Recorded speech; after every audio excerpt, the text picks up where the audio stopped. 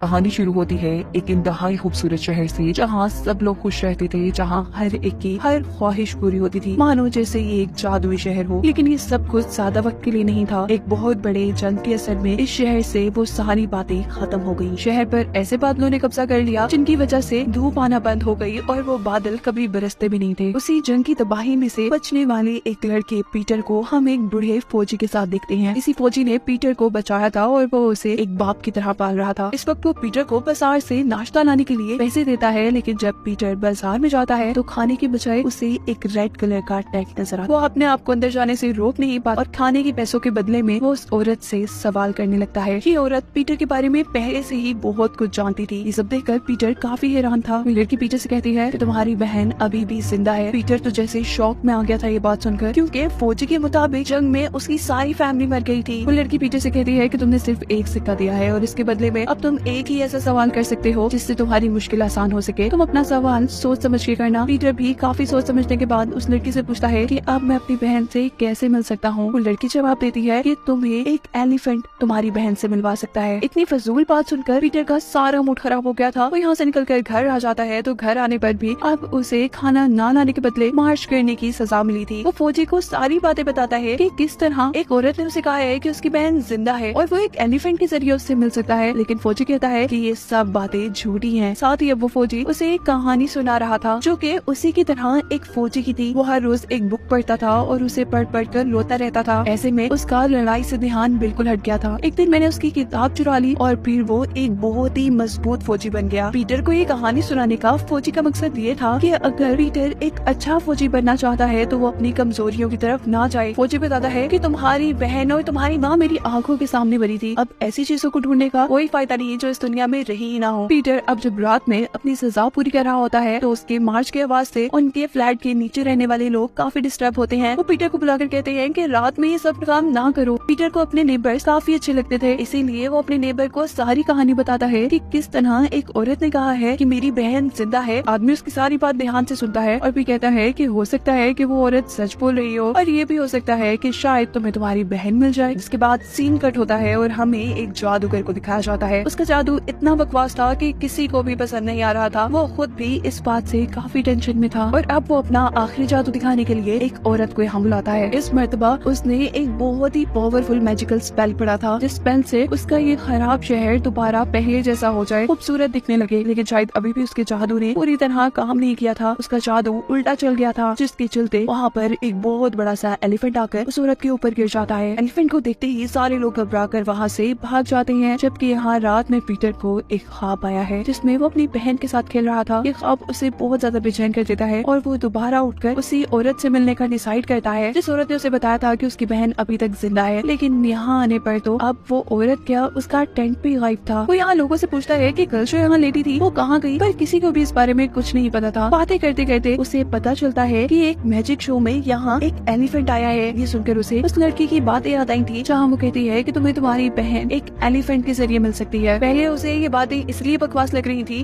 कि उनके शहर में कोई एलिफेंट नहीं था, लेकिन अब उसे उस लड़की की बातों पर एतबार आने लगा था। वो बहुत खुशी खुशी अपने नेबर को जाकर मिलता है और उन्हें बताता है कि शहर में एक एलिफेंट आ गया है, शायद वही एलिफेंट मुझे अपनी बहन से मिलवा दे। वो आदमी भी ये बात सुनकर खुश था और उसे कहता है कि हाँ जरूर, क्यों नहीं, ऐसा हो सकता है और तुम फिक्र ना करो, मैं हमेशा तुम्हारे साथ हूँ और मैं उस एलिफेंट को तुम्हारे से मिलवाने की भरपूर कोशिश करूंगा। फिर वो फौजी के पास जाता है ये सब कुछ बताने के लिए, लेकिन फौजी को भी उसकी बातों पर कोई यकीन नहीं था। जबकि दूसरी तरफ जो आदमी पीटर की मदद करना चाहता था वो अब महल जाकर हाथी के बारे में पूछता है तो उसे पता चलता है कि हाथी को तो कैदियों की तरह रखा हुआ है और बहुत ही जल्द उसे मार भी दिया जाएगा, क्योंकि उन्हें लगता है कि इस हाथी से यहाँ के लोगों को खतरा हो सकता था। ये तो सच में मुसीबत हो गई थी।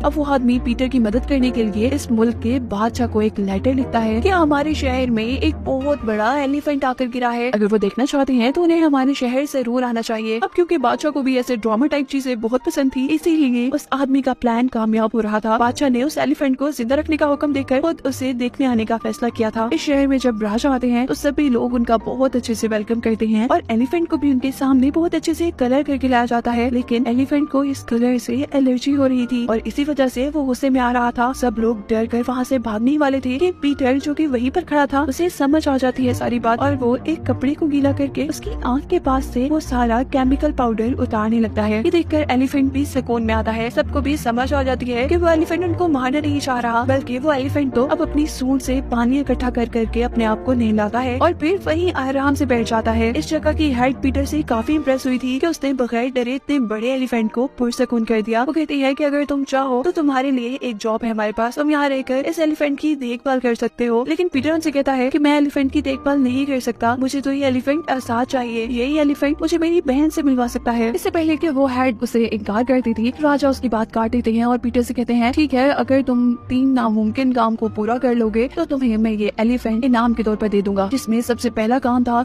कि पीटर को एक बहुत ही खतरनाक सिपाही से तलवारबाजी करनी थी। बादशाह इस काम के लिए उसे अपनी तलवार भी देते हैं, लेकिन अभी तो उससे ये तलवार भी उठाई नहीं जा रही थी। घर आने पर पीटर का नेबर उसे थोड़ी सी ट्रेनिंग भी देता है। जबकि अब मूवी में पहली बार हमें पीटर की बहन को दिखाया जा रहा है, यानी वो सच में जिंदा है। उसे भी अपने ख्वाब में एलिफेंट ही दिखाई दे रहा है। वो जाकर सिस्टर को ये सारी बातें बताती है, लेकिन सिस्टर उसे सब कुछ भूल कर सोने का कहती है। जबकि एलिफेंट के भी ख्वाब में अपनी फैमिली आ रही थी। वो देखता है कि कैसे वो अपनी फैमिली से बिछड़ कर यहाँ आ गया और इसी सबसे डर कर वो उठ जाता है। इस टाइम पीटर उसके सामने था। पीटर उसे अपने शहर का मैप दिखाकर कहता है बताओ मेरी बहन कहाँ है, लेकिन एलिफेंट को तो उसकी जुबान समझ ही नहीं आती थी, इसीलिए ना चाहते हुए भी अब पीटर वहाँ से चला जाता है। उसे पता था कि उसे हर हाल में सुबह एक फौजी से लड़ना था। जब मुकाबले का वक्त आता है तो अब तो उसके तोते ही उड़ गए थे। सामने उससे ट्रिपल साइज का एक आदमी था जो उससे लड़ने वाला था। पीटर जैसे ही उस फौजी का नाम सुनता है तो उसके माइंड में वो कहानी आती है जो उसे उसके फौजी ने बताई थी कि कैसे उन्होंने एक फौजी की कमजोरी को उनसे दूर कर उस फौजी को बहुत बहादुर बना दिया था। ये वही फौजी था जो पीटर से लड़ने वाला था। पीटर के दिमाग में एक आइडिया कि क्यों ना उससे लड़ने के बजाय उसकी कमजोरी को उसके सामने लाकर हरा दिया जाए, यानी उसी किताब को उसके सामने लाकर हरा दिया जाए जो कि उस फौजी की कमजोरी थी। ये सोचते ही पीटर वहाँ से भागता है और वो फौजी भी उससे लड़ने के लिए उसके पीछे पीछे था। पीटर जैसे तैसे करके अपने आप को बचाकर बहुत ही मुश्किल से अपने घर पहुंचकर वो किताब लाकर उस फौजी के आगे कह देता है। जिस किताब को देखकर उस फौजी को अपनी मॉम की याद आई थी। ऐसे ही इमोशंस में बहकर उसने अपनी हार मान ली थी और पीटर अपना पहला टास्क जीत चुका था। बादशाह भी इस सब से काफी हैरान थे। अब उसे नेक्स्ट टास्क मिलता है कि उसे उड़कर दिखाना है। ये तो सच में नामुमकिन था। वो ये सब कैसे करता? पीटर जब एलिफेंट को पानी देने के लिए जाता है तब एलिफेंट से कहता है मुझे नहीं पता कि मैं कल को उड़ पाऊंगा या नहीं, लेकिन हाँ ये बात कंफर्म है कि मैं तुम्हें यहाँ से छुड़वा भी दूंगा और तुम्हें तुम्हारी फैमिली के पास भी पहुँचा दूंगा। उसकी बातों से एलिफेंट के अंदर उम्मीद जागती है। वो पीटर को भी अपनी सूंड से प्यार कर उम्मीद देता है कि वो जरूर जीतेगा और ऐसे ये उम्मीद काफी अरसे बाद इस शहर के किसी एक इंसान में जागी थी और इसी उम्मीद का जादू काम करता है। हर इंसान को लगने लगता है कि शायद सब कुछ पहले जैसा हो जाए। जब सभी लोगों को ये उम्मीद जागने लगी थी कि कुछ भी नामुमकिन नहीं और उनका शहर पहले जैसा हो जाएगा, तो अब उनके दबा हुए शहर में भी थोड़े थोड़े बदलाव आने लगे थे। दिखाया जाता है पीटर की बहन को, जिससे पता चला था कि शहर में एक एलिफेंट आया है। वो सिस्टर को जाकर बताती है कि शहर में वही एलिफेंट आया है जो हर बार मेरे ख्वाब में आता है। वो सिस्टर से कहती है कि प्लीज मुझे शहर ले जाए ना। सिस्टर भी मान जाती है, जबकि यहाँ पीटर उड़ने की तैयारियों में था। फौजी उसे रोकता है कि ऐसा ना करना, ऐसा करने से तुम मर जाओगे, लेकिन वो किसी की बात नहीं सुनने वाला था। पीटर जब फौजी के घर से चला जाता है तो अब फौजी भी काफी उदास था। वो वक्त याद कर रहा था जब उसे पीटर पहली बार मिला था। जंग के दौरान पीटर और उसकी बहन जिंदा बचे थे। वहाँ एक सिस्टर भी थी जिन्होंने पीटर को तो फौजी को दे दिया, बल्कि उसकी बहन को अपने पास रख लिया। अब पीटर फौजी की जिम्मेदारी थी, लेकिन साथ साथ उस फौजी को जंग में भी हिस्सा लेना था। इसीलिए वो वहाँ से जैसे ही आगे बढ़ता है तो पीछे एक जोरदार धमाका हुआ था। उस फौजी को लगता है कि शायद वो सिस्टर और पीटर की बहन यहीं मर गए। खैर सीन कट होता है और हमें दिखाया जाता है पीटर शहर की सबसे बड़ी बिल्डिंग के ऊपर। जैसे ही वो वहाँ से जंप लगाता है तो अब उसके बैग में से एक पैराशूट निकला था, जिसकी वजह से वो हवा में उड़ने लगा था। ये पैराशूट उसने खुद बनाया था। उसकी इस इन्वेंशन को देखकर सभी लोग बहुत हैरान थे और इस तरह वो अपना दूसरा टास्क भी जीत चुका था। शहर में आई उसकी बहन भी उसे देखकर काफी खुश थी, लेकिन अभी तक वो ये नहीं जानती थी कि पीटर उसका भाई है। पीटर को बादशाह तीसरा टास्क देते हैं कि उसने इस शहर की हेड को हंसाना है, क्योंकि कुछ ही देर पहले बादशाह को ये बात पता चली थी कि इस शहर की हेड काफी सालों से हंसी नहीं। जब से जंग में उसके भाई की डेथ हुई है वो हंसी ही नहीं। ये काम तो पीटर को भी सच में काफी मुश्किल है कि वो कैसे शहर की हेड को हंसाएगा। आगे बढ़ने पर वो अब एलिफेंट के साथ साथ ही था कि तभी उसकी बहन एलिफेंट के पास आकर पूछती है कि तुम बार बार मेरे ख्वाब में क्यों आते हो। इससे पहले कि पीटर कोई बात समझता या एलिफेंट उसे कोई इशारा देता, सिस्टर उसे आकर यहाँ से ले जाती है। अगला दिन हो जाता है और अब पीटर को अपना तीसरा टास्क भी पूरा करना था। वो एक अजीबो गरीब सा जोक सबको सुनाता है। इस जोक से तो वहाँ पे किसी को भी हंसी नहीं आई थी। शहर की हेड को कैसे हंसी आती, वो झूठ मूठ का हंसती है ताकि पीटर जीत जाए, लेकिन राजा उसकी चालाकी समझ रहा था और इस तरह वो पीटर को हारा हुआ कह देता है। पीटर काफी दुखी होता है। साथ ही बादशाह ये भी ऐलान कर देते हैं कि इस एलिफेंट को यहाँ से बांध कर ले जाया जाए। पीटर कहता है नहीं नहीं रुको, प्लीज रुको। वो बादशाह से रिक्वेस्ट करता है कि प्लीज एलिफेंट को छोड़ दी। पहले तो मैं एलिफेंट को